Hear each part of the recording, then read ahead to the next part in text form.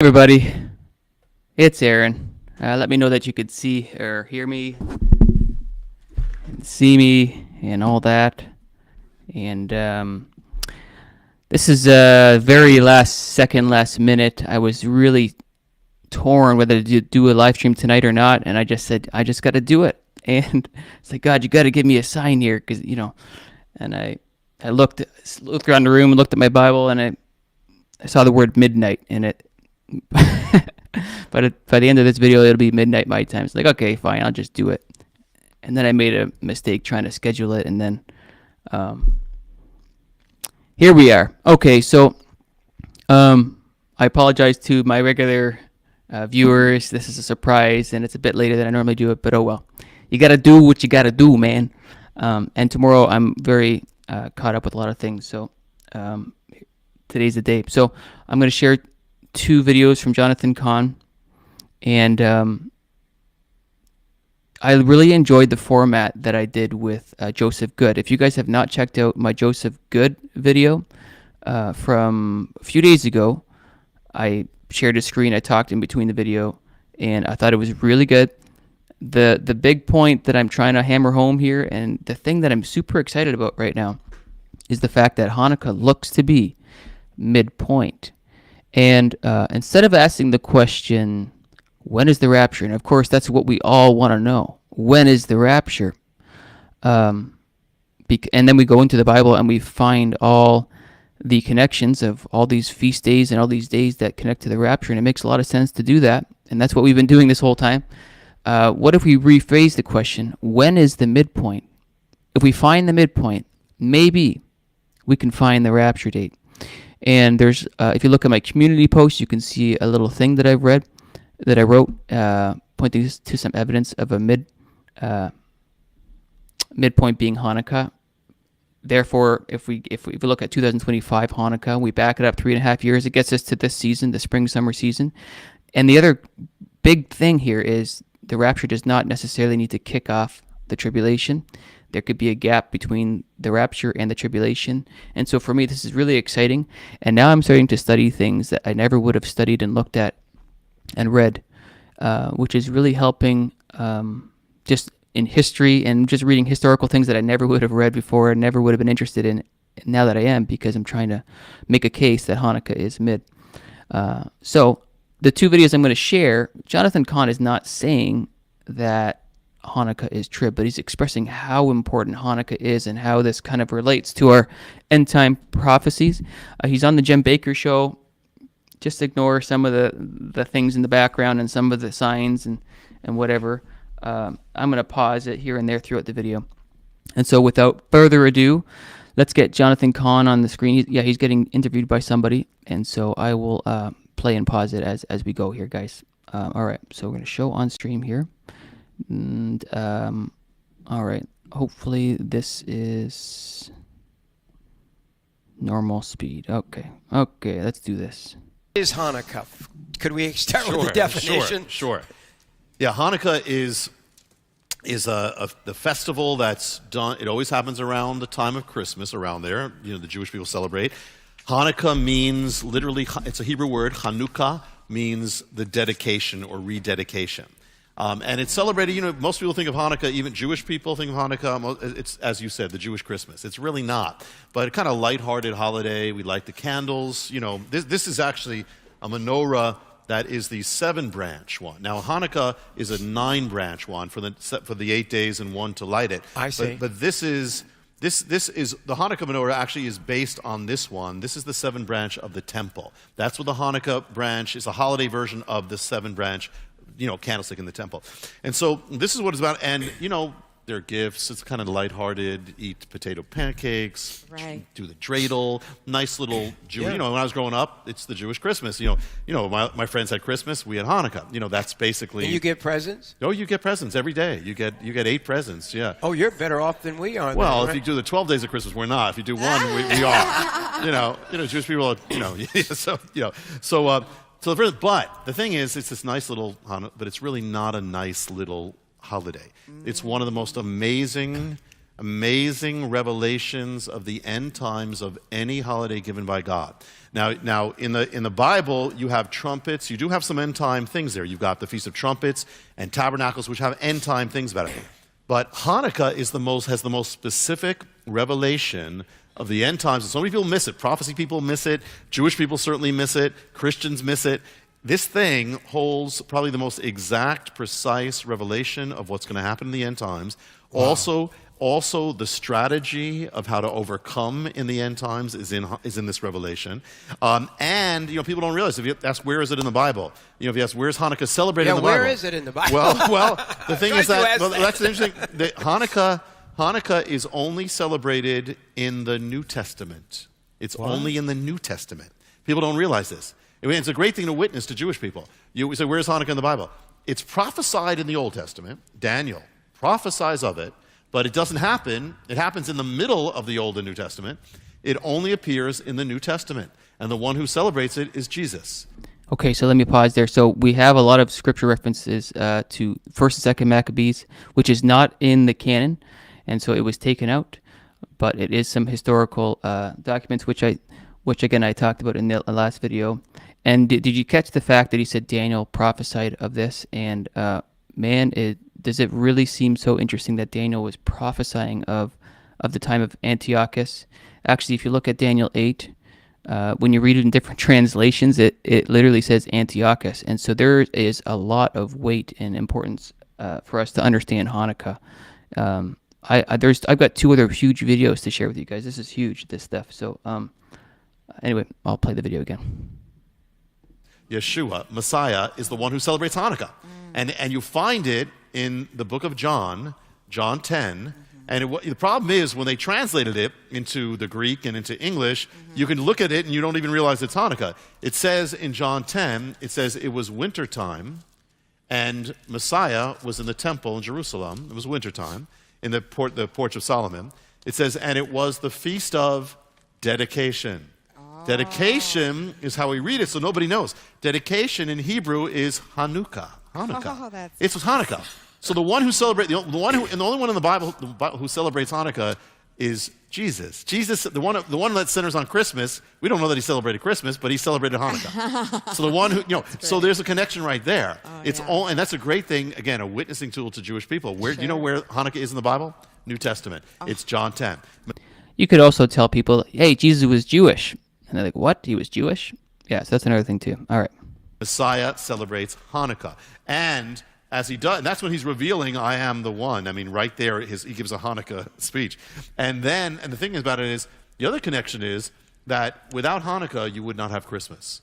Hanukkah brought Christmas because if there was no Hanukkah, the faith of Israel would have been wiped out. And that we'll get into it. But it would have been gone. The biblical faith would have been gone. There would have been no Mary, no Joseph, no apostles, they wouldn't be there. So Hanukkah brings Christmas. So people realize, so it is a feast that not only Jewish people should know about, or I know many Christians who actually like the menorah, but it's something that has everything to do with our faith. So it very much, and that's just where it is. But then on top of it, you've got this end time revelation that is so filled with things, which we can get into.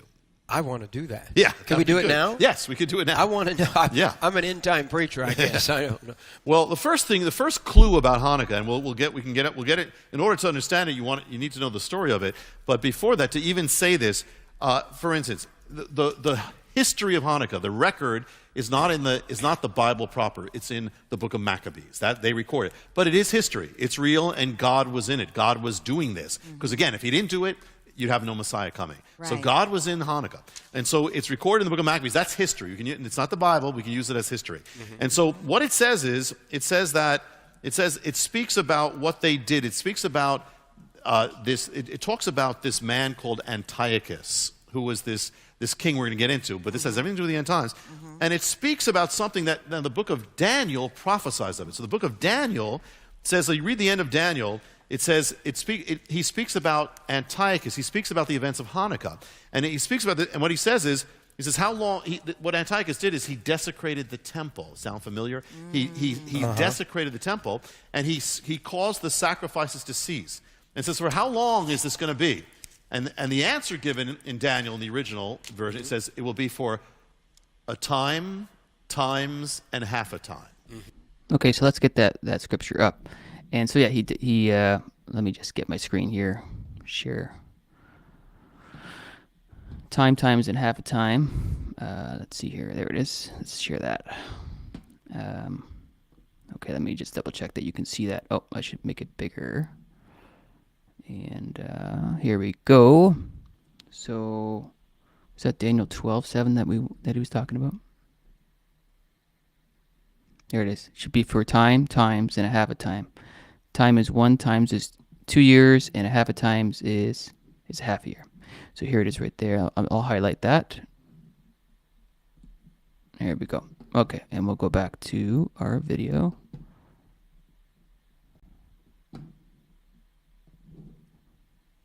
A time is a year, times is 2 years, and half a time is 3.5 years. So Hanukkah, you begin to have this figure of 3.5 years is all about this thing about Hanukkah. But then when you read Daniel, who speaks about this, he also speaks about the end. He says, the people of the prince who will come will destroy the city. He speaks about the Antichrist. The people who destroy the city were the Romans. He's saying the people, the prince who shall come, he will make a covenant for a week. It's a year, 7 days. He says in the middle of the week, he'll turn against this. The middle of the week, that's 3.5 years. That's times, that's the Hanukkah number you find in the end times. Then when you read the book of Revelation, Okay, and then let's flip over to that where it says week there, and so we'll share that, and that's Daniel 9:27, and he shall confirm the covenant with many for 1 week. And if we dig into that word week, the word is Shabua, and it's not necessarily a week, but it means years, 7. So the 70 weeks of Daniel, it's actually 77s, like 490 basically. That actually reminds me, how many times are we supposed to be forgiving each other? 70 times 7. Oh, that's a really interesting connection. I wonder if there's something there with this. That's really interesting. Oh, I never made that connection. This is so cool. I'll have to remind myself later to think about that. But let's get back to the video. Here we go. you see it says Revelation 11, I was given a reed like a measuring rod and told, go and measure the temple of God, the altar, count the worshipers there, but don't measure the outer court. They will trample the holy city for 42 months. How long is 42 months? 3.5 years. Yeah. Okay, so there we go. So the Bible is giving us a lot of day counts to the midpoint. And, right, so we have, there's not really any clear verses directing us to the rapture. There's not any clear verses directing us to the beginning of tribulation. There are some verses giving us direction to the second coming, but all the information that clearly we have in the Bible is the midpoint. And so the verse he brought up was Revelation 11. Sorry, not a Revelation. Oh, yeah, maybe it was. Let me just... I think it was Revelation 11, 1 and 2. Yeah, it was. And there was given me to read. Oh, yeah. Here's the 42-month reference in Revelation 11 through 1 through 2. But the court which is without the temple leave out, and the measure is not, for it is given unto the Gentiles, and the holy city shall they tread under foot 42 months. So we have a reference, we have a midpoint reference, and we have a number reference. So my mind is starting to ask the question, when is the midpoint? Because we have numbers, and we have a lot of information pointing to the midpoint. And Antiochus, I believe, is a foreshadow of the Antichrist. And well, anyway, we're going to keep on going here. I'm going to keep on pausing it and sharing the verses that he's referencing here. He's also going to reference Revelation 12:6. I might also grab that right now before he gets there, and I'll show you that.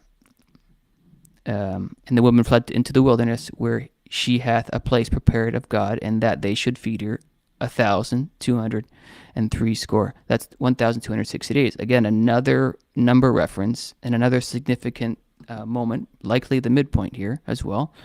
And so anyway, I'll go back to the video and let him say what he's going to say there. That's the Hanukkah. That's the Hanukkah number. times the 3.5 years. Then Revelation 12, verse 6 is the woman fled into the desert, Yes. place prepared. She was going to be taken care of for how long? 1,260 days. How long is 1,260 days? 3.5 years. 3.5 years again. All that. So right away, you're seeing that Hanukkah is the beginning of all this revelation that it comes back in the book of Revelation. And so to understand Well, this is to do with Antichrist. 3.5 has everything years. and Hanukkah has Am I getting ahead of myself yes. here? No, you're right. You're absolutely right. But you all know 3.5 years. That's where and then the 7 years, and then the 3.5 is the Antichrist. Yes. What does this have to do with Antichrist in Hanukkah? It's all revealed in Hanukkah. Okay, I love that line that he just said. It's all revealed in Hanukkah.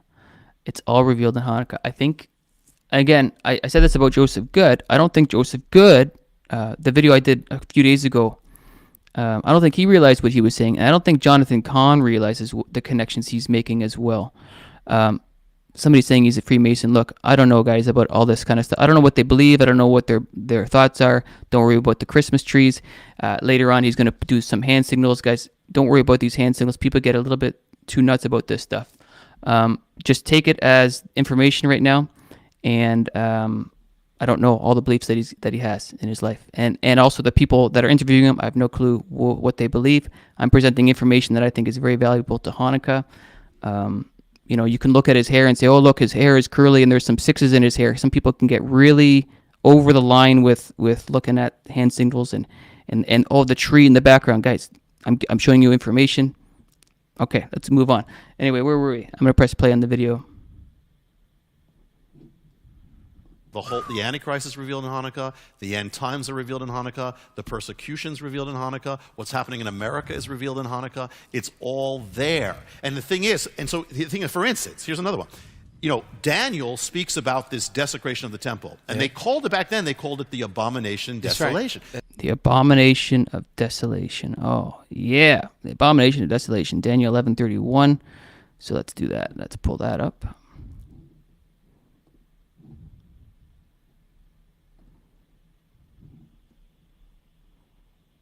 Yeah, there we go. Oh, that's Revelation. Let's go to Daniel. There you go. Okay. Oh, there it is. The abomination that maketh desolate. So I feel that Daniel is, it's a dual prophecy. I think he's talking about Antiochus, which is about to come. And he's also talking about the Antichrist. And I think the Antiochus is a foreshadow of the Antichrist. And so, and Daniel 11:31 says, "And arms shall stand on his part, and they shall pollute the sanctuary of strength, and shall take away the daily sacrifice, and they shall place the abomination that maketh desolate." And so there you go. That's that he's referencing.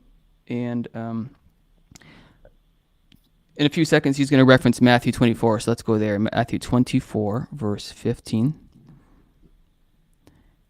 "When ye therefore shall see the abomination of desolation," this is Jesus speaking. So he's not talking about Antiochus. He's talking about the Antichrist. But the thing is, if you have to understand, the timing of Antiochus happened in approximately 167 to 160. I think somewhere around 165 would be more accurate. I'll have to check my notes again. But in that ballpark, my point being, when he said the abomination of desolation, all the Jewish people, all the audience that he's speaking to would have known exactly what he was talking about, because this history was so close to them. It would have been very close to him kind of saying, talking about Hitler, for example, because Hitler was in our generation. It was not that long ago for us, so we all are very familiar with that story. And so he's talking to an audience that really understood who Antiochus was. So when he was telling them, when you see the abomination of desolation, they understand, okay, it's going to be a guy. He's going to stand in a temple. He's going to say that he's God, yada, yada, yada. And so he's giving them a halfway point, right? And so he also references this in Mark 13:14. Same deal. When you see the abomination of desolation, and again, he's talking to a group that understands the history, and they have. It's not like they have no clue what he's talking about. They know exactly what he's talking about. Anyway, I'll go back to the video, and one note before I do that, and I said this in my last video, in Luke 21, verse 20, I find it so interesting that it's not referenced here, and I think Luke is written to the bride of Christ, Matthew, Mark are written to the left behind in the Jewish community, and this is one more confirmation. It says in this, and when ye shall see Jerusalem compassed with armies, then know that the desolation thereof is nigh. So it does say desolation.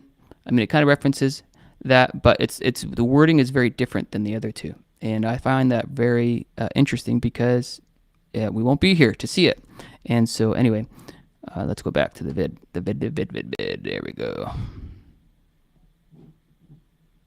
But that was Hanukkah. That had to do with. But then Messiah says, when you see what was spoken of by the prophet Daniel, it's not just what happened, it's going to happen again. Yes. What happened in Hanukkah is going to happen in the book of Revelation. Oh, my Lord. So it's all there in Hanukkah specifically about. It's going to touch everything that's happening right now, even what we were here to pray about, what happened in America. It's all there, and people are innocently celebrating this thing without realizing how incredible. And it's going to give also the strategy of how to overcome in the end times. So but it's Jesus says the abomination of desolation will take place before he returns. That's right. And people say, "Oh no!" Everybody seems to be teaching that the Antichrist will not be revealed till after Jesus comes back. But yet Jesus says the opposite. Isn't that right? Yes. And you're teaching this. This is the most in-depth teaching on this I've ever heard. Yeah. Don't let me interrupt you. Let's go on. No, this is actually, linking just a link to the Harbinger, is that people say, well, how does this all go together?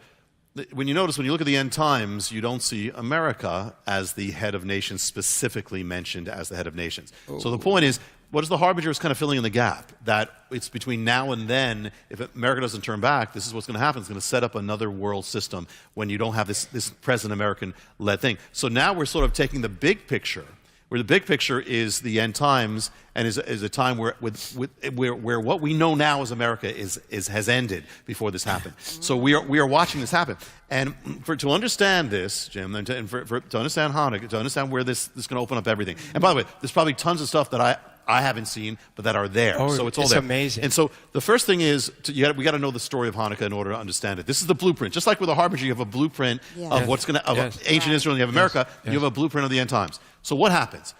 This is what happens. It's in between Old and New Testament. You have Israel. Okay, they've been restored. They have a temple, all that. But what happens is a new civilization rises up, the Greek civilization. They want to make everybody the same, a one world system. They want everybody to come into this system. So they want Israel to give up their faith. So what happens is a man rises up. His name is Antiochus. It even sounds like the Antichrist. Yeah. Or Antiochus in the Greek. Antiochus, king. Antiochus, his full name is Antiochus Epiphanes. So Antiochus Epiphanes. Epiphanes means God manifest. So basically his name means anti-God. His name means anti-God. And before he goes on, this is a good time for me to share another thing that Brother Samuel just shared with me today. So let me see if I can share that screen. And bear with me while I try and get this. Oh, that's it. Perfect. Let's do that. I linked this. Let's see if you can see it. You can. Okay. I'm going to see if I can spotlight this. So I'm a little bit smaller. Oh, doesn't seem to make a difference in size, so that's okay. I'll stay here just because the sound might be better. And I'm going to also go ahead and make this bigger so you can see it. Okay, so Brother Samuel made a pretty cool chart, biblical timeline from the creation. Now these years are kind of just generalized. And I said again, I put the link in my community wall. I'll try and remember to put this in the video. But basically, my point is that Hanukkah happened right in the middle of creation, approximately just before the 4,000th year of creation. So here it is down here, and the Maccabees, Antiochus sets up the abomination of desolation. So right here. Right around 167 BC, give or take. And so isn't it fascinating that Antiochus, who seems to be prophesied of by Daniel, did the abomination of desolation in the middle of the timing of creation. in the middle of the week, basically, because if we have 7,000 years of creation, right, we're entering the 6,000th year. We're close to it. In my opinion, we're approximately 7 years away from the 6,000th year of creation. This happened before the 4,000th year. Okay, so it happened in the middle of creation, which was prophesied of. But we also expect this to happen in the middle of the last week of the tribulation. I hope you understand what I'm saying. But anyway, you can find this chart, and there's a link in on the community wall. And I'm just going to make this screen smaller in case I messed up something else here. And I'll hop back to the video. Okay. He gets up, and what he does is he declares, the book of Matthew says, his kingdom shall all be, they will all follow the gods of the Greeks. They will follow Zeus. And he says every nation must give up its tradition, give up its gods, give up whatever it have, and they will all come into this. Well, people start doing it all over the kingdom to become this one world system.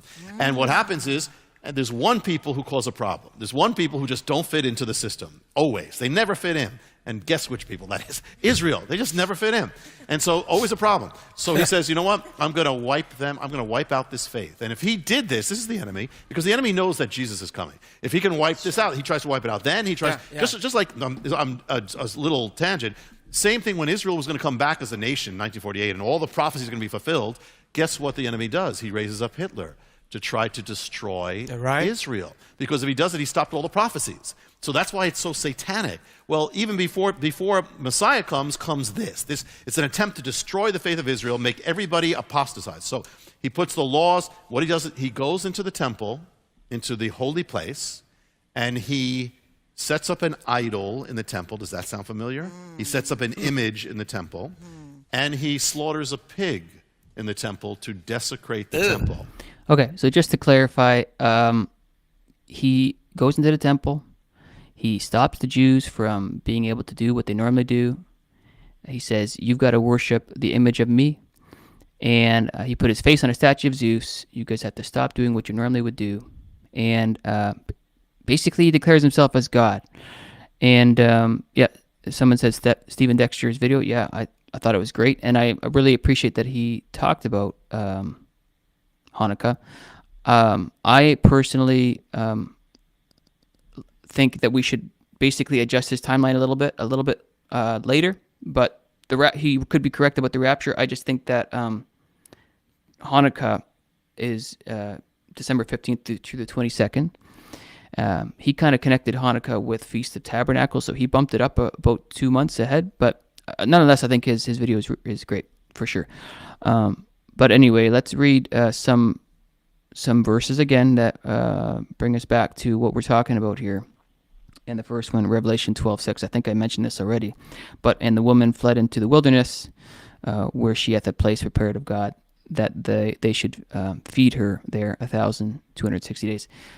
At this time in Antiochus, after he forced them to do this, the Maccabees revolted and they went to the wilderness for 3 years and fought against this whole system. Jonathan will mention that again. But while I've got this Bible app up, I'll share Daniel 11:31 as well. And where are we here? Yep, here we go. Again, I might have shared these verses before. I'm not quite sure. But, and the arm shall stand on his part, and they shall pollute the sanctuary. That's what Antiochus did. He polluted the sanctuary of strength, and shall take away the daily sacrifice. That's exactly what he did. And they shall place the abomination that makes desolate. And that's exactly what he did. And such as do wickedly against the covenant shall he corrupt by flatteries. That's exactly what he did. But the people that do know their God shall be strong. And that's exactly what happened. And do exploits. And that's exactly what happened in the Maccabees, in the story of the Maccabees. Okay, and then the Daniel 12:11 is another reference here. And from the time that the daily sacrifice shall be taken away and the abomination that make desolate set up, there should be 1,290 days. And then we also have our 1,335-day reference here. And so this is all really interesting stuff. And again, I need to remind you, I don't think we're getting raptured at the mid. I believe that we're just trying to find the mid in order to find our rapture timeline. So that's where we're at. Okay, let's play the video again.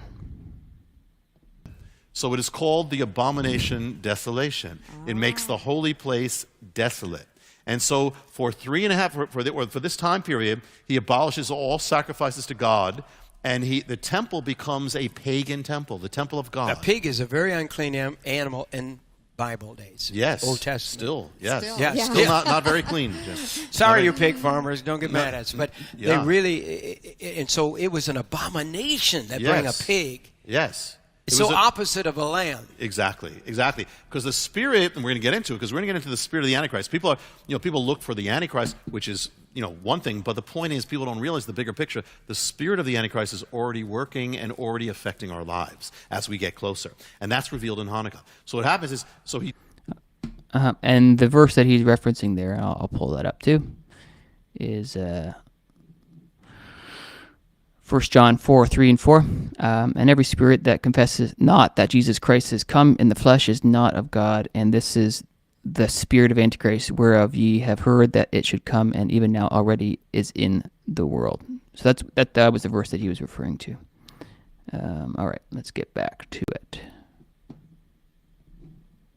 he desecrates it, the temple of God, the holy temple, becomes a pagan temple. It becomes a desecrated, unholy the house of God. They have pagan celebrations in it. It's darkened. They have sexual immorality in the temple, and it's off limits. No Jewish person can go up there and worship God. Then he says we're going to persecute the people of God. Anybody caught with a Bible or a scroll is going to be killed. And they start burning scrolls, burning Bibles. They say anybody who observes the Sabbath is going to be killed. Anybody who teaches their children in the ways of God will be killed. In fact, if we're going to force across Israel, we're going to force people to worship the Greek gods. So they force people to sacrifice, they set up altars all over the land of Israel. And it looks like he's going to wipe out the faith of the Bible. It's going to be gone, in which case we would never be saved. So there we go. So this is just a perfect foreshadow of what is to come.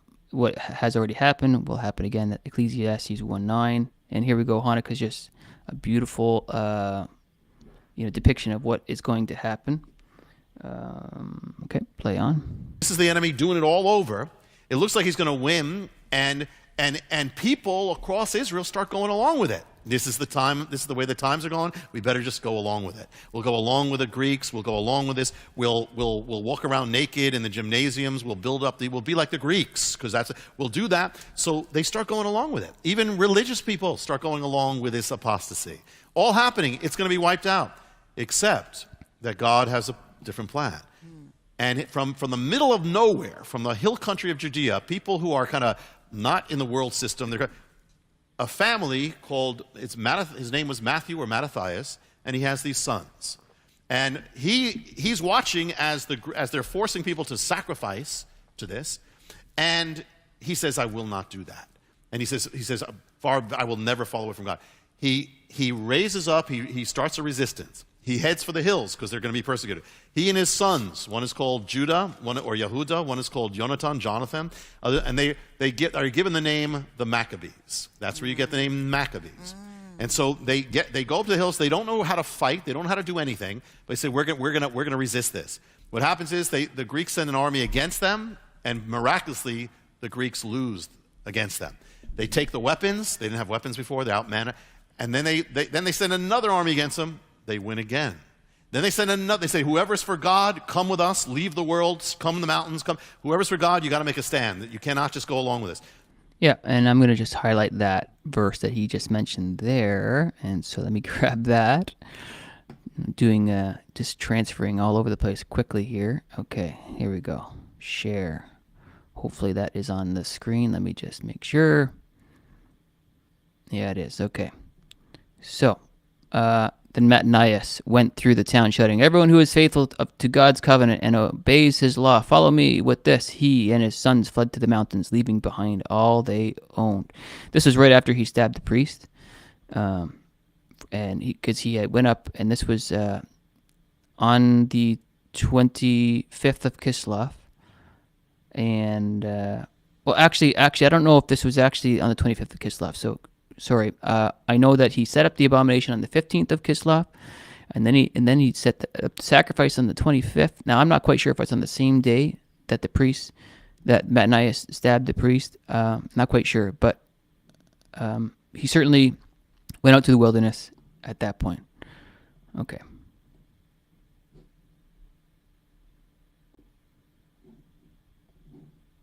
People start joining them. Another army comes. Miraculously, they win again. And then they look at they were looking at all the numbers. They say, we're outnumbered. We don't even know how to do this. They say, but with God, it doesn't matter how few we are. It doesn't matter if we're the minority. We're going to win. And so they pray. They literally pray and fast. They fast and pray. And they win. And finally, Antiochus, who actually we're going to talk about him as the shadow of what he does. He is the shadow of the Antichrist the Bible gives. But he sends half of his entire army of the kingdom into the little land of Israel with elephants and all that to wipe them out completely. And the Maccabees win against Antiochus. They win, and so it's all gone. They come up to the temple. They look at the temple, and they see this pagan place, desecrated, defiled, all these things. The idol that the Antiochus set up.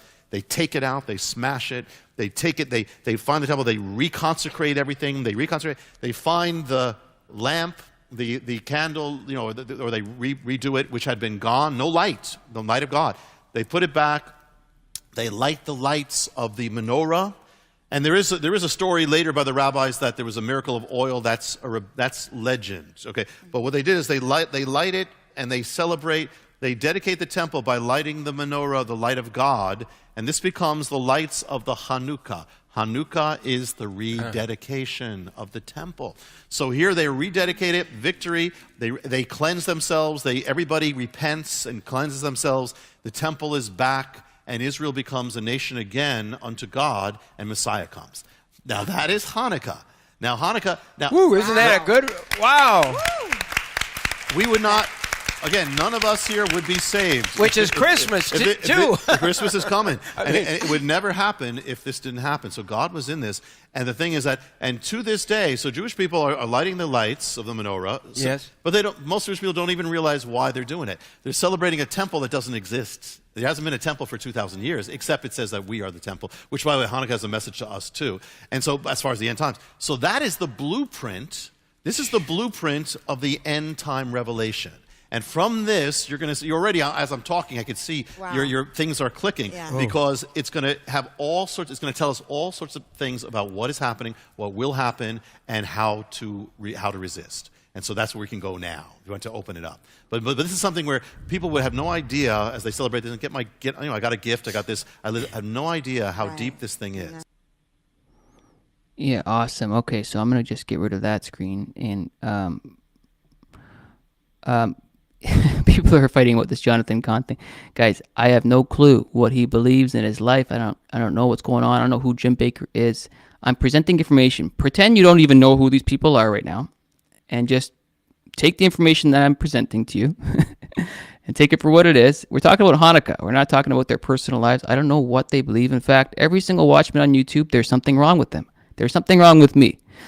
If you want to say subscribe to a perfect person, you're going to have to unsubscribe from your own channel. We're all imperfect. We're all messed up. We are all, wrong and imperfect. Just people are getting all hyper here about Jonathan Cahn. Guys, I'm just trying to present information to you, okay? I don't care. I don't even have time to understand all the ins and outs that he believes and who Jim Baker is and what he believes and the girl sitting beside Jim Baker. I don't know who she is. I don't know what her name is. I don't care. I'm presenting you information on Hanukkah. Okay? So now we're going to go over to part 2 of Jonathan Cahn. And yeah, he says a couple things in there that's, whatever. I'm trying to make a point that Hanukkah looks like midpoint. I don't care about the color of his hair. I don't care that he's got, somebody said 666 in his hair. Like, oh my goodness, guys, come on. Don't be so hyper on this thing.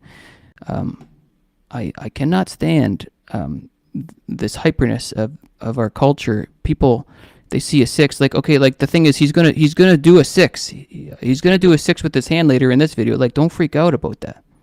My goodness. All right. So where is this? Show on stream. Oh boy, where is this? Let's see here. Oh, I got to just replay it. Okay. I want to hear more of this. Go on. The first thing. Okay, so this is part 2. Okay, we're ready to go. Thing is to know how did this even happen? How could this happen to Israel? Well, the first thing that you don't always get when you read this and when you hear the story of Hanukkah, you don't always get the real thing. What happened was before this all took place, the people of Israel already started to apostatize. They started following the ways of the Greeks. In fact, the priesthood started getting corrupt. And they actually they're the ones who led Antiochus into the temple to desecrate it. They let him in. So that the first key is, before any of this happened, it could not have happened unless the people of God started to apostatize and compromise. And one interesting point that I want to just say, this is somewhat unrelated, but it is related to everything. Second, he kind of references 2 Thessalonians 2. So let me just pull that up in my Bible app here. And so who opposeth and exalteth himself above all that is called God, or that is worshipped, so that he, as God sitteth in the temple of... No, that's not the verse. The falling away. This is the one I wanted. Number 3. Except... Let no man deceive you by any means, for that day shall not come, except there come a falling away. The original translation of this is actually departure, okay? And it was sort of changed to falling away later on. But I look at it as a dual meaning. Apostasy, as in, yes, what Jonathan Cahn is expressing here is true, that there will be a falling away from the faith, but I think it also means a departure, as in a literal departure from point A to point B, as in the rapture. But the other thing is, I had this highlighted is because, again, we have another example of a midpoint situation here, who opposes and exalteth himself above all that is called God, or that is worshipped, so that he, as God, sitteth in the temple of God, showing himself that he is God. Again, we have a clear clue. Midpoint, guys. Midpoint. Read Matthew, read Mark, read Daniel, read Revelation. Midpoint. And not only is the midpoint, but here's some day counts, folks. Here's some day counts from the midpoint. Now, John is not talking about all this, but I'm just making the connection with Jonathan Cahn and the times. Okay, so Jonathan Cahn. Yes, the Catholic Church. Somebody said the Catholic Church made the translation change, and that's what I understand. Okay, let's go back. What it tells us about the end times, first thing, is everything we're seeing in America, everything we're seeing in the world, could not happen and we mentioned this before, if the light of God was shining as the light of God needs to shine. Wow. We could not happen if there wasn't apostasy. What it's saying is the end times will be first there will be apostasy that will allow this, the salt of the earth. And so you look in the world, you look in America, and you look in it, and you see all sorts of, number one, denominations. First of all, that used to be the mainline denominations that have completely apostatized as such. You know, that are sanctifying abominations, that are for abortion, that have nothing to do with God, yet they represent God, and that has taken them right out of the picture to be the salt or the light of America. So that's the first thing, is apostasy. We even see apostasy even beyond that in the evangelical world. I mean, we see and we've spoken about this before, but where the main emphasis is prosperity. The main emphasis is, I want to be more comfortable. That is not God. God will bless, but that is a way of compromising with the world. There is if we as the body of Messiah were, as we were supposed to be, the salt of the earth, salt preserves. It could never get as rotten as it is now. Not that people still do what they can do, but we would have been a preservative. So the first warning, the first message of Hanukkah is for the people of God, because that's how it all happened. That's how it all began. The Antichrist could not come and will not come except there's apostasy first. Paul said it. He said, away. And what is apostasy? Apostasy is that those who knew God, or those who were there, are no longer there. So you have a culture. So the first thing about the end times is that it's not a culture that didn't know God. It happens to a culture that once knew God. That's worse, because That's a pagan culture, you get Nero, you get Caligula, you get that. But when you get a post-Christian culture, you get Hitlers, you get Stalin's, you get Holocaust, you get the Antichrist. So the first thing about this whole thing is, it's not just the end times come. The end times are about a culture, a civilization that once knew God, turns away from God, becomes worse than if it had never known God, because now it's anti-God. You know, and there's a demonic presence. Now you have a spirit of Antichrist. Before, you can't have a spirit of Antichrist unless you have the Christ first. You have, because it's a rejection of Christ. That's worse. If America turns from God, it's going to be worse than if America never knew God. Because you have things happening now that didn't even happen in Sodom. You never had marriage that celebrated these things. So the thing is that it is worse now. So to understand this, the culture of Israel wasn't a nation that didn't know God. It was a nation that had its whole culture twisted on itself. It was warring against its own foundation now. It was like, that's what's happening in America. Wow. That's what's happening in Western Europe. That's what's happening in Western Europe. And it doesn't come until that happens first. So first the nation the gospel has to go forth to the world. But then this is the rejection becomes worse. That's when the Antichrist can come. From the Old Testament. The blueprint is already there amazingly. I mean, the keys were things like that 3.5 years is alerting you that God already gave you the plan. He already gave you the thing. Yeah. And it's happening. And what we don't realize, if you take every characteristic of the Antichrist and you apply it to the spirit of the Antichrist, you'll see it right now that you're dealing with. You wonder, like, why is this happening? Why is this happening? It's happening until it's manifest in him. And for instance, you spoke of the beast. Daniel, he describes the fourth beast. And the way he describes it, he says, this fourth beast, was different from all the other beasts. You know, it was different, it was strange, it was exceedingly terrible. He's talking about this fourth revived Roman, the whole bit, which is focused on the Antichrist. The word he uses in Hebrew is the word Shena. And what that means, and that same word comes up in the story of Hanukkah. When Antiochus rises up, it says that he sought to change all the laws and all the customs. He made everything new. You're going to change. Yeah, so he's referring to Daniel 7:25. So let's share that. Okay, got that lined up here.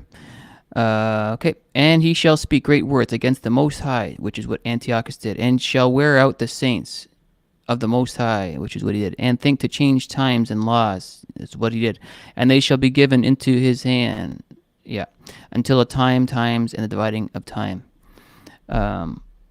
There you go. There's the biblical reference. We'll get back to Jonathan Cahn's video here. Whatever you knew as tradition, I'm going to change it. Whatever you knew of this, I'm going to change what you knew. And so he does that. The word used, Shana, it's the same word used of that fourth king, that beast. Oh, yeah. Okay, I knew I was going to share one more thing there. Shana, yeah, I was going to dig into that root word. But I've got to share that screen. Oh boy, lots of bouncing around here. Okay. Shana. Where is that? Well, let me just do this then. I can't find it right now. Maybe it's not this verse. So the Strong's number was 8133. Oh, it's right here, actually. That's what I wanted. Shana. To alter, to change. And the interesting thing is, to alter, to change, diverse. But alter, as in, I thought it was interesting that they had the word alter in there, but he actually, desecrated the altar as well, right? It's like a play on word almost. That was really interesting. Okay, bringing it back to the video here. Shana, which means the changed or altered kingdom. And so what this is saying right now, Revelation, that as it goes on, the spirit of Antichrist, working through all things, government, everything, is going to seek to change all traditions, change all that you've known, and it's going to be a different, it could be translated as a changed, different kingdom, an unnatural civilization. Oh my. That fourth beast is unnatural. That's the word Shana. It's a changed thing. So what we're watching is the spirit of Antichrist is seeking in this world to change the natural order. That's why you have the changing of going away from faith, going away from marriage, going away from manhood, womanhood, parenthood, childhood, everything. That is the spirit of Antichrist. Wow. That's why it's happening. That's why we're seeing things happen in America. That's why things are changing, because the spirit of Antichrist in Hanukkah and in Daniel is the spirit that seeks to change what is natural for what is unnatural. Oh. One of the things that is revealed in this blueprint, in this revelation, it says in Maccabees, it says that It says they installed a sinful people or perverse men basically in positions of power. Now, let me share what this has to do with now. Okay, what it's saying, and the word is used of perversity here. Now, what is this saying about end-time culture? What it's saying is this, that in Israel, what happened is that people who never would have been in power were put in power. People who would have been on the fringes, who would have said, no, you're sinful, you don't do this, were suddenly lifted up. While the people who followed God's words, who in times past would have been lifted up as heroes or as models, all of a sudden it was switched, and they were pushed on the fringes. They were considered fringe now. And while what was fringe becomes mainstream, the mainstream becomes fringe. What was in hiding now becomes the way of the nation, and those who were doing God's will go into hiding. So it shows this reversal of what's going on. And that is exactly what happens in the end times. And in America, it's happening now. That people who simply lifted up God's word, past times they would have been leaders, they would have been heroes, all of a sudden are pushed out and are treated as if they were immoral, troublemakers, intolerant, all these people. That's what happened back then. That's what Antiochus did. He switched it. While the people who were going against God in times past, when the nation was following God, said, no, you don't do that. All of a sudden, they are now elevated, and they become the leaders of culture. They become leaders of government. They become leaders of the instructional system with our children, models.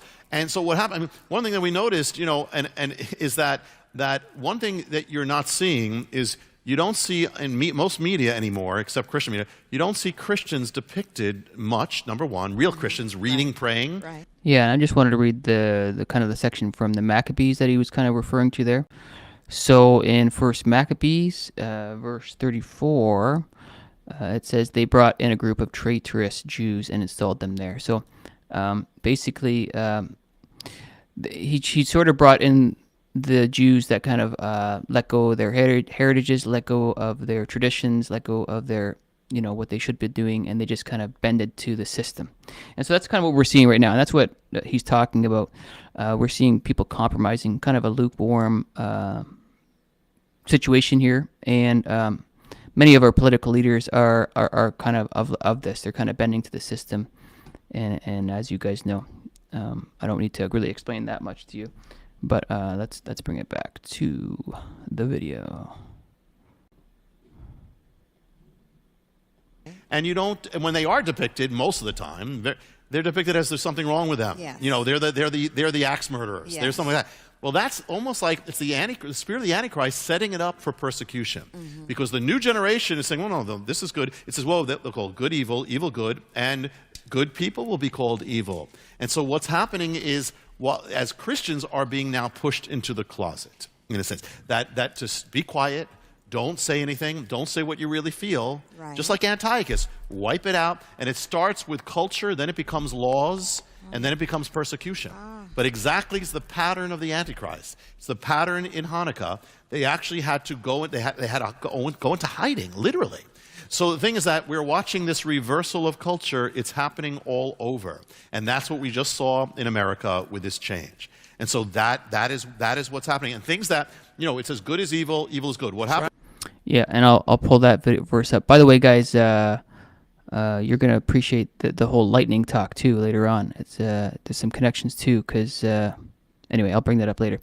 I wanted to share Isaiah 5:20, because that's what he just referenced. And there it is, 5:20. Woe unto them that call evil good and good evil, that put darkness for light and light for darkness, that put bitter for sweet and sweet for bitter. That's the verse that he's referencing there. That's the times we're living in, and that's the times that was happening at the time of Antiochus Epiphanes. Okay. And by the way, guys, just to remind you, I don't think we're getting raptured at midpoint. I think that we're in the season right now. It could happen any day. But I'm trying to figure out and show a case that Hanukkah is likely midpoint. And if that's the case, the tribulation might start this summer, and we might get out of here anytime between now and then. Anyway, I'll get back to the video. Right. Well, the Antichrist is what was holy becomes, what was actually profane becomes holy. They put the idols in the temple. By the way, you talk about idols. There are idols in the temple, symbol of idols in the house of God, which you were just talking about. That's the apostasy as well. But here the unholy things are put into the holy place. So they treat the unholy as holy. So what before was considered unholy, sinful, is now celebrated. That's what happened in Hanukkah. That's what's going to happen in the end times. So that's what's happening in America. And what was holy is now considered to be profane. You speak that, it's like a curse word. Don't bring up Jesus. Don't say that there's a right way. That's almost like a curse word. People shout down. They instinctively persecute someone who says this now. One of the spirit of Antichrist, which is in Hanukkah, is that of the spirit of arrogance and blasphemy. And one of the things we're seeing in the culture, people are so looking for the Antichrist, they don't realize it's already happening. Yeah. This spirit, you're watching a spirit of arrogance in the culture. You're a spirit of pride and a spirit of blasphemy. It says in Daniel, there was a beast, he was given ability to utter blasphemies. It says about Antiochus, Hanukkah, this guy got up, he started uttering blasphemies against God. And so what is it saying? In the end times, there will be a spirit of blasphemy. What's that? Well, how do we see this now? Things that we would never have imagined on television or on television now. Never. Things that we would, for instance, this is something that people don't miss, they don't realize. Do you realize that years ago, Jesus and God would never be the subject of comedy? No. Never. No. Never. You would never touch upon it. Now you can turn on, you can see cartoons of God. Yeah. You can see depictions of Jesus as mockery. And this is the spirit of Antichrist. This is the spirit of blasphemy. Right. Things said that would never be said. People can freely say also in the name of tolerance. This is an interesting tolerance. They can say whatever they want against God and against the faith. But when it comes to believers, simply saying, no, I don't believe that's right. Or as we saw last time I was here, we saw the whole thing with Chick-fil-A. Some say, I believe in marriage, man and woman. Very simple. Yeah. He was treated as if he was the blasphemer. Right. Yes. And so what happens is that this tolerance becomes an intolerance. The spirit of Antiochus, he said, we said like, hey, let's do whatever we want. No, it's not really tolerance. It's only tolerance of evil. And what happens is, what it turned out is Antiochus ended up saying no believer will be tolerated. So the end of all, the first it's saying, let's have tolerance. But when you keep going to stage 3, stage 4, stage 5, what is tolerance all of a sudden becomes the only thing, and anyone who speaks against it, you are now not tolerated. So that's exactly what's happening. It's the exact thing, and that is the spirit of Antichrist, who ultimately, this is not tolerance, this is not freedom, it is simply saying good is evil and evil is good. It's switching everything we have known, which is exactly what sets the stage for Antichrist. There's more. For instance, another thing of the Antichrist. What does Antiochus do? It says, this is in Maccabees. Listen, this is the blueprint. Then the king wrote to the whole people that all the kingdom shall be one people. What is the spirit of the age? Is that the world will be one. All right, let's pause that there, right? One. I'm going to bring up that verse, and what it's referring to in Maccabees. And that is First Maccabees and 41-43. Antiochus now issued a decree that all nations in his empire should abandon their own customs and become one people. Does that sound familiar to you? Everybody become one? New world order, all that stuff? Okay. All the Gentiles and even many of the Israelites submitted to this decree. They adopted the official pagan religion, offered sacrifices to idols, and no longer observed the Sabbath. So that's what he's referring to. And we'll throw it back in here. And again, just to remind you, ignore the trees and the people. Just soak in the information that we're getting here. I think it's pretty good stuff. World system. It's happening economically, and the fact that things we wear are made all across the world. It's happening culturally. It's happening with the internet, and ultimately, it's going to happen politically. That is all setting the stage. We are witnessing the beginning of a one-world civilization. And what happened when Antiochus did that? What was the one place that just didn't fit in? Israel. What is the one place that just never fits in with the United Nations, never fits in with anything, is Israel. And spiritually, we are the spiritual Israel, so we are the ones who don't fit in spiritually. The people of God are the ones who stand out. And the nation of God is Israel. I mean, it's physically. So we are, in the end times, that which is going to stand in the way is Israel and the people of God. And it's no accident that now, more than any other time in the history of the world, Jewish people and true Christians are being joined together in the same boat. Has not been since the book of Acts. There is the greatest friends that Israel have are born-again believers. True. That's never happened before. The world is turning against each of them. And the same generation, we spoke about what's happening in America, the same time that America is turning. Just a little pause. Somebody asked where the book of Maccabees is. Maccabees is not in the canon as we know it. Think of it as a historical document. It's definitely okay to read historical documents. You would pick up a book from the library and you would read it, even though it's not in the Bible. You can read your newspaper, even though it's not in the Bible. You can read your instructions manual on how to operate your toaster oven, even though it is not in the Bible. You can read your handbook on how to do an oil change on your car, even though it's not in the Bible. The book of Maccabees is a historical document that is not in the Bible. It is not satanic or evil. It's just another historical book. And so that's where a lot of the history comes from. And there you go. Away from God, it's also turning away from Israel. It's trained with Israel. And that is what is declared as enemies of the state, or enemies of this in the time. Now, here's another thing here, another mystery from Hanukkah about the end times. There is when he set up the idol in the temple, what was the idol? The idol was an idol of Zeus, who was kind of like the anti-God. He's the substitute for the Almighty Jehovah. Sets up this, and they even say there's even a hint that Antiochus made this image to look like him. So you got man. And here's another thing. Antiochus, his last name, he was called Antiochus Epiphanes. Now, does that sound familiar? Epiphanes. What his name meant, listen, is Antiochus, it means Antiochus, God manifest. He called himself God. Now, what is that familiar with? Okay, so again, I just wanted to make that very crystal clear. Antiochus Epiphanes. Epiphanes means God manifest, and anti. So it literally, his name means anti-God. Okay, carry on. It says the man of sin will go into the holy place. He will set up the image. He will declare himself God. The end time culture is a culture of man declaring himself God. That happens in many ways. It's already happening. Happens in many ways.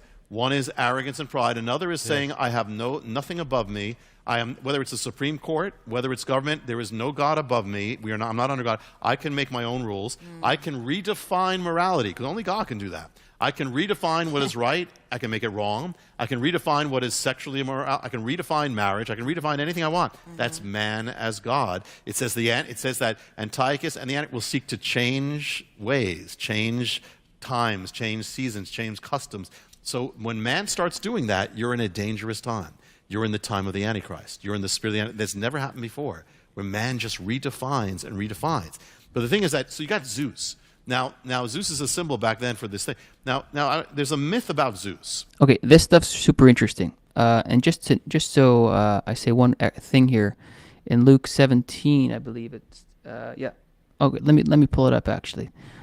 Well, I don't need to pull it up. Luke 17. Well, okay, I will bring it up. Sorry, guys. All right, Luke 17. Let's pull it up. Luke 17:24. For as the lightning that lighteth out of one part under the heavens shineth unto the other part under heaven, so shall the Son of Man be. So lightning is in there. It's also in Luke 10, verse 18. Okay, so, and he said unto them, I beheld Satan as lightning, okay, fell from heaven. And so we have a lightning reference here. We also have a lightning reference in Luke 17. There's also another lightning reference. Was it in Luke 17? Yeah, here it is. I just read it. Yeah, at the beginning. I'm just so used to my hard copy that I have a hard time making the connections. But yeah. And then it goes on to say, one will be taken and one will be left. Remember Lot's wife, Noah and the flood. And then, yeah. So here's the interesting thing. Zeus threw lightning bolts for his pet eagle. And so Luke 17 is talking about an eagle. It's talking about lightning bolts. And he's talking to a Greek culture once again, right? Like this was written in Greek. And so when he's talking about lightning bolts and eagles, I think they are actually understanding that he's making connections with Zeus. I hope you understand what I'm saying. Like there's actually a lot of connections, and the point here that he's going to get to is Antiochus is connected with Zeus, and Zeus has lightning bolts, and Zeus. Well, I'll let him get into it, but I just wanted to make the connection with lightning bolts and Zeus and Antiochus, and how again another kind of connection to being the Antichrist. So let's go back to that. And there's a myth that says this. It says Zeus took the form of a bull, and he carried away this woman, kind of, he's trying to seduce her. Zeus was, these are the gods of the Greeks, immoral, and he carries her away to himself. So you have a picture of a woman riding a beast, okay? This is linked. You got Hanukkah. The name of the woman who rode the beast, and you see, because you see in Revelation, you see a woman riding a beast. Yes. The name of the woman in the Greek myth about Zeus, and Zeus is the anti-god of Hanukkah, of the Antichrist. The name of the woman her name was called, she was a princess called Europa. From this woman, you get the word Europe. Yes. From that myth of Zeus, that's where it comes from. It comes from the myth of this god of Hanukkah, this anti-god, seducing Europa, who is then with this one. What do you see in the book of Revelation? You see this revived Roman Empire, and you see it has been seduced. You see, it's called harlot. It's called, which you can take in a number of ways. One of the things is that she herself is unfaithful, as if it was a woman who once knew God. Okay, so he's talking about Revelation 17, so let's bring that up, and let's get that here. So Revelation, let's go to right here. All right, 17:3 through 7. So he carried me away in the spirit into the wilderness, and I saw a woman sit upon a scarlet-colored beast. Again, this is a connection to the whole Zeus thing. Now, wow, full of the name of blasphemy. Okay, Antichrist connection. Sounds like Antiochus as well, having 7 heads and 10 horns, and the woman was arrayed in purple and scarlet. Abominations and so forth. Mystery of the woman and of the beast that carrieth her. So this is all in Revelation 17. You can read that more thoroughly now, but the main point here is Zeus had this affair with Europa, and this is kind of a stronger case for Antiochus being a foreshadow of the Antichrist. And let me see if I can share another screen here as well. Here's just another little quick thing. I'll just share one line from this. Europa was initially a Cretan moon goddess who was incorporated into the Greek mythology as a virgin princess. She was the daughter of the king Agenor of Sidon, and Europe was named after her. She had an affair with Zeus. So basically, and there she is riding on the bull, if you can see the screen. And I think they're going to share another picture of that. But I find that really, really interesting that he made that connection there. Okay, so let's see what we can do here. Oh, a little bit glitchy here. 1 second. Okay. As if it was before this, there was a turn. It's worse than not knowing. It's worse than non-Christian. It's anti-Christian because it's turned mother of harlots, of adultery. She has gone away from God. And so here, even in Hanukkah, you have a pointing to Europe or the revived Roman Empire, that the same God of Hanukkah is behind the very name of Europa. Europe, this myth of Europe, the woman riding the beast. And so when as Europe has been uniting, and it's still there, what the symbol they have is a woman riding a beast. It's Europa riding Zeus, which is of Hanukkah and the Antichrist. Yeah. How do people who said this is wrong, always said this is wrong, and then all of a sudden switch without any reason, and all of a sudden now this is okay? Now it's right. Now if you speak against it like we were speaking, you're going to be persecuted. Yeah. How did that happen? The things on even network television would not allow things by their own codes, would never allow things. Right. And every year it's one step farther. It's like the story of the frog that gets boiled, doesn't realize it's so it keeps progressing, and people just go along with it. Yes. And that's what happened with Antichrist. It said people started going along with it. Hey, we got to go along with it. Everybody's doing it. It's the way of the future. It's old-fashioned to resist this. But what happened? You had a few people, you had a minority, which we'll get into, because this is the plan. God actually gives the secrets of victory. We'll get into it. But the ones who held tight said, no, we're holding to God. They kept saying, they kept saying, the Maccabees kept saying, we're not going to go against our God. He's right. We're going to hold on even if it costs us our lives. Yeah. We're going to hold on no matter what. We're going to stand no matter what. Even if we don't know how to fight, we're going to fight. We're going to do it. And God is going to be with us. And one way or the other, we did the right thing. And God honored that. Yeah. So that's what happens. The people who say, I'm going to hold on, but they said, I don't care about the majority. I don't care what's going on. I'm going to hold on. That's where the answer is. But those are the ones who are persecuted, but those are the ones who God's hand is upon. So we have to be strong here. Okay, now, there is a plan for the saints, right? Yes. To overcome. Yes. I want you to make this really clear. Yes, there is. Am I jumping ahead? Yeah. I just want to make it through this time. Because you all know it's truth what he's preaching and teaching. Yes. But God always gives an answer. Yes, he does. And so I want he you does. to... I'm going to get... What Antiochus did is he declared the word of God illegal. So he said... Declared the word of God illegal. Declared the word of God illegal. That sounds pretty Antichrist to me. Okay, let me read 1 Maccabees 56 and 57. Any books of the law which were found were torn up and burned. And anyone who was caught with a copy of the sacred books or who obeyed the law was put to death by order of the king. Wow. That's not fun. Okay, let's go back. Burn the scrolls. Oh, boy. And like we said, whatever you're doing, it's illegal. It becomes a crime. What was the way of everybody knew this is the truth. Now it becomes a crime. First it becomes unpopular, then it becomes a crime. So it says they tore up any scrolls, as Maccabees, of the law. They tore it up, burned. Whoever was found with a scroll of the covenant, whoever observed the law, was condemned to death. So they used their power against Israel, against all those who were caught each month in the cities. They warred against the word of God. So one of the things you see, and they also warred against prayer. So what do you see in the culture of Antichrist as it gets closer? It starts subtly at first, a war against prayer, a war against the word of God.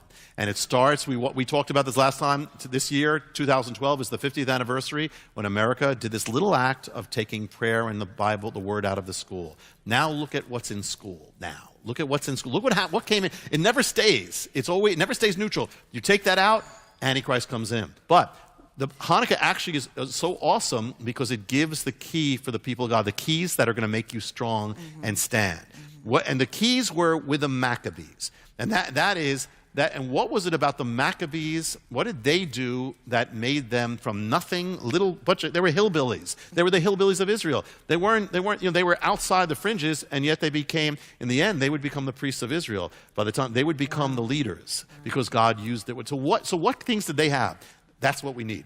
Number one, they decided no compromise with sin anymore. We can't go along with this anymore.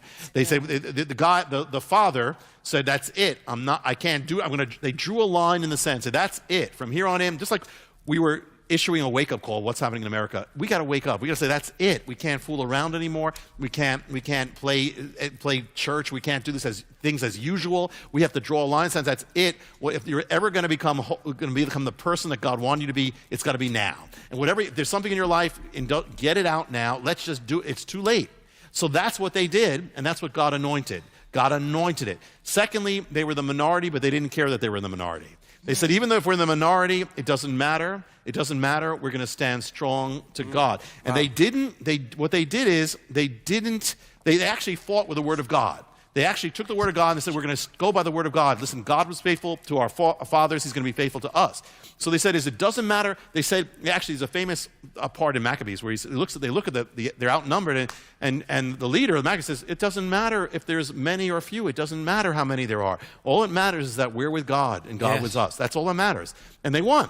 And so they're always outnumbered. So in the end times, believers will be outnumbered.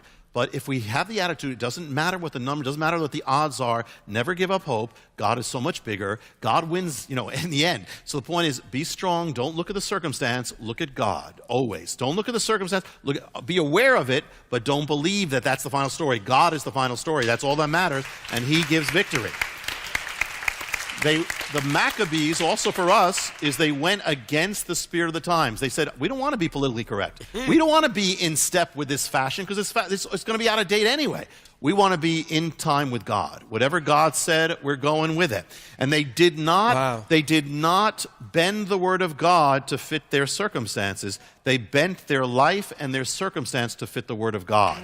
God says it, we do it. Doesn't matter what they said. I was told as I was coming here and I was told by a good brother saying, there are believers who are confused. They're saying, but everybody's doing this. So they start weakening. I said, no, this is the time where you don't get weak, you get stronger. It's where you got to become more radical. They had to become more radical. That's why they won.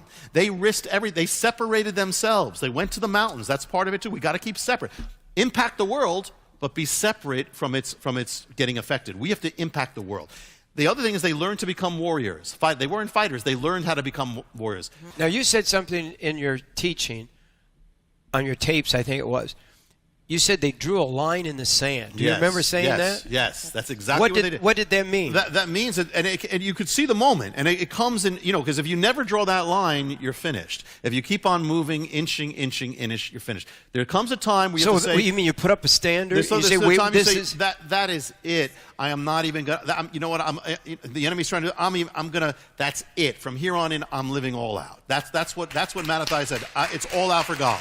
I don't care what it is. I'm not going to play around, because everybody says in their mind, well, one day I'm going to be that person of God God wants me to be. I'm going to do it one day. The day never comes. And this is a wake-up call. The day's got to be today. You got to start today. Not that you're perfect in yourself, but that you're going to say, that's it, God, I'm going to do it. I'm going to live for you, all out, no compromise, no indulging. I don't need that. It's too late, and the world needs me to be a light. Right. To be a light, I have to put this out, and I got to draw a line in the sand. Yes. That's it. Yes. Yeah. The point is, God never wants us to be discouraged. No. He wants us always to be encouraged. If the fight gets bigger, okay, we got a bigger power to do it. We got a bigger thing to do. That's okay. And we're just going to skip a couple minutes. This is a really, really great words here, but we're get back on point, so we're going to skip it to right around here. Oh, let's go back a bit here. Maybe around there. Okay. Plain. They lived by the word, they fought by the word, and one of the things that's in Daniel now that speaks about this battle, it says they knew their God, and so they resisted. They knew their God. Those who truly know their God, we know what God is like. We know the world, but we know God. Yes. And that's where we're going to resist. The end of the story is they cleanse all things. It's an end time picture, because what happens at the end of the end times? They come to the temple, they cleanse everything. Well, they come and they bring redemption. Well, the final picture is of Messiah himself. He's the one who's going to come to the temple. He's the one who's going to come to this world, and he's going to cleanse this world. He's going to redeem this, cleanse Israel, cleanse the world. He is the real Hanukkah person. He's the one who renews the temple, renews everything to God, brings it back to God. And interesting, because the word Maccabee, of course, in Hebrew, means hammer. They were called the hammers of God, because they just smashed everything. They were a hammer God. And so the one thing is, at the end times, we're not supposed to be, we're meek to God, but to darkness, we got to be strong. And so we are to be the hammers of God. And when you're a hammer, you get pounded, but you do great things. The power to break through. They were the hammers of God. And the other thing is, they were also the symbol of Hanukkah. I don't know if we'll have time to light it. If not, we can light it tomorrow, and we can do it a special thing. But the lights of the symbol of this is the symbol of Hanukkah, end time symbol, because the symbol is lights in the darkness. When the dark gets darker, the lights get brighter. What happened is when the lights went out in our house, we got lights on. Yes. Those little lights light up the entire house. Mm-hmm. And the thing is, so when we live in time, and when everything is going as status quo, we are lights. Okay, it's like a candle in the noon. But when the dark comes and that candle's still shining, it's harder to shine, but now you're saying I'm going to shine anyway, you become a light to light up the world. So even though it's more radical, it's against you, got to be more radical, and they're more against you, that light that you hold up, that word of God, that whatever you do for God is going to light up more. It's going to be more radical. The light burns in the darkness, and it cannot extinguish it. And so in the end times, we are lights. It says they will shine. What does Daniel say at the end? That those who win many to the Lord will shine like the stars of heaven. Right. Okay, and then so I'll share that verse that he was talking about. So let's get that. Daniel 12:3. And they that be wise shall shine as brightness of the firmament, and they that turn many to righteousness as the stars forever and ever. Yeah, rock on.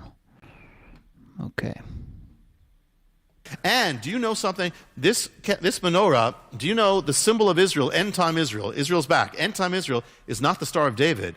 It's this menorah. That is the seal of Israel. It's the light that shines in the darkness. End times. End times. Book of Revelation opens up with 7 candlesticks linked to this menorah. So this is the sign. And the point is, shine brighter. And the principle is also that the light is, remember, the light is not passive. The light is an active agent on the world. We don't stop. We don't get defensive. We must continue to shine and impact the world for God. It will never stop. If we keep going, He'll keep going with us. We are to impact the world for God. That never stops. With persecution, remember, the greatest believers in the history of the age happened in the same exact age. They got radical. They got on fire for God. They were imperfect, but God used them. They changed the world. Peter, Paul, they were the lights. At the end, it comes back to the beginning. That's how it is. So if it's blowing down there too much. Now, this is the 7th branch, which actually represents the actual menorah of the temple. See if this stays. If not, if you can just kind of put it, however, yeah. You have to. And this is the blessing in the language of Jesus of Hanukkah.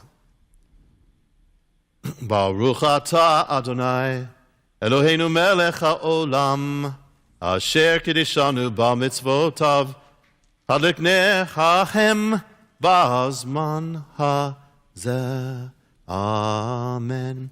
Blessed are you, God, King of the universe, who sanctifies us in the light of God, commands us to light the lights of God. Baruch atah Adonai, Eloheinu melech haolam, she'asa nisim lavotenu bayamim, hahem bazman hazeh. Amen. Blessed are you, Lord God, King of the universe, who did great wonders for our ancestors at this time, in that place, the God of dedication, the God of Hanukkah, the God of the light that shines in the darkness and that never is extinguished. And the ultimate message of Hanukkah, why we have a Hanukkah, is that, don't forget, in the end times and all this, God wins. God wins. We are on the winning side. And when we fight our fight, whatever you do, always fight, no matter what it looks like, as if you're on the winning side, because you happen to be on the winning side. Whoa. God wins. Right on, right on. All right. So, beautiful. So, again, I don't even know if I've ever heard of Jim Baker before. I don't follow Jonathan Cahn on a regular basis. I'm just looking to present information about Hanukkah to you, and I thought that was pretty cool, some of the interesting things in there, and I'm trying to build a case that it looks like Hanukkah is midpoint, and I'm also kind of happy with this new line of thinking, and here's my new line of thinking. Okay, so I'm just going to get 2 objects that I can find real fast. Here's the rapture. This is a battery, and here's the tribulation. There's my cell phone. The rapture doesn't have to be on what kicks off the tribulation. It could happen right here, and then all the 7 years happens over here, okay? There could be a separation. The rapture could happen here, here, here, here, here, here, okay, whatever. But it looks like in the middle, we have Hanukkah. That's what it looks like to me, okay? It looks like Hanukkah is in the middle.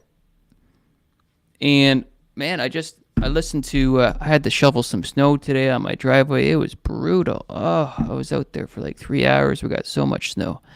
I'm jealous of you Americans and people in warmer climates. But I had a privilege to listen to like a 2-hour video with my headphones on. Man, this guy, man, I don't even know what his name is. I don't know. I've got it saved, but I might share his thing. Again, I don't know what he believes. Some of the things he said was like, okay, that's a little weird. So, but he was talking about so many things about Daniel, things that I never would have understood before. But I think we're onto something here. I think we're onto something here. I think this is an essential thing. And my challenge to you would be, instead of asking, when is the rapture? Ask maybe a deeper question. When is the midpoint? so that we can figure out the rapture. And that's where mine is going. My mind is going there because of all the biblical evidence that we have. And what happened before will happen again. There will be foreshadows. That's what God does. That's what he's written in his Bible. What has happened before will happen again. There are so many connections with Joseph and Jesus. Joseph was sold for, I think, with 20 pieces of silver, perhaps, maybe 30. Jesus was sold for 20 or 30 pieces of silver, right? There was a correlation there. There's lots of things that happen in the past and that will happen again. And so it wouldn't be unthinkable to think that he would set up this would happen in the Old Testament, that there would be a time and a season where an Antichrist type would do their thing. And Antiochus certainly fits the bill, And so again, this is all surrounding Hanukkah.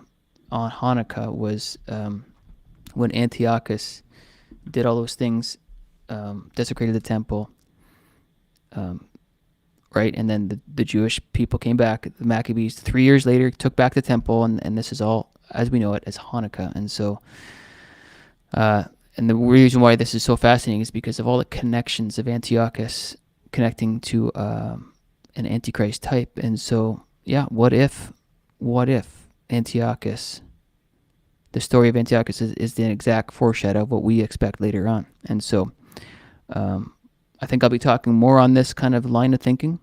And of course, like I said, we can rapture today, next week, a month from now. Of course we can.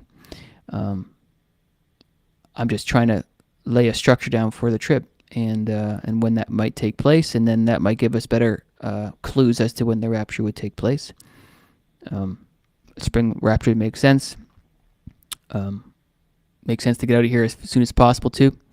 So I think that's just, and again, if we go at this in this way, we can take our time studying things, and we don't have to put so much attention on one day. We keep our emotions in check. So, for example, if somebody thought we were going to get raptured today, tomorrow morning you wake up, you're kind of depressed. You're like, oh man, now what do I study? And then if you think the rapture is January 23rd, well, you only have 5 days to study and to understand why it would be January 23rd. But so now with this thinking, my line of thinking, I have 6 months to study this, because 3.5 years back from Hanukkah 2025 is basically the summer. And if we get past the summer, well, okay, then maybe Hanukkah isn't midpoint. But what else would be midpoint? Antiochus didn't do this on Passover. And so, I don't know. So there's also Feast of Trumpets, right? And a lot of people like that as an idea. And then Passover was kind of labeled as the midpoint. I don't know. Just speculating here too, right? Also, some other thoughts, and this is a lot of speculation too. What if after the 7 years there's a little bit of cleanup after? And what if he fulfills all the fall feasts kind of after that little 7-year chunk? Because, right, didn't David rule for 7.5 years? So some people speculate that tribulation might be 7.5. Maybe there's a couple months before and after. Maybe there's some wiggle room where maybe there's some shifting around that we can do so he can fulfill the fall feast at the very, very, very end. Maybe he rededicates the temple on Hanukkah 2029, kind of after all the events take place. That makes sense. Maybe the 1,000-year reign starts in 2029. That makes sense. A lot of ideas shooting all over the place here for me. Could we get raptured at Passover? That makes sense. Could we get raptured on the triumphal entry? That makes sense. It all makes sense to get out of here any time between now and the summer. And I'm just appreciating where my mind is at right now. I feel a bit more emotionally, I don't know what the word is, balanced. And now I'm letting myself study things that I never would have time to study if I was thinking the rapture was going to be 3 days from now. And so that's where I'm at, guys. You don't have to think that Hanukkah is midpoint. You don't have to think that. But that's certainly where I'm at. And we'll see. We'll see how this all plays out. And hang in there. We're one day closer. He's going to come eventually.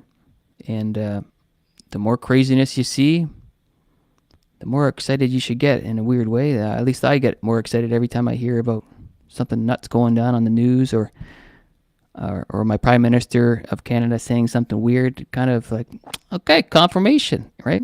So I don't want anything bad to happen to anybody, but I get more and more excited with more bad things I hear of.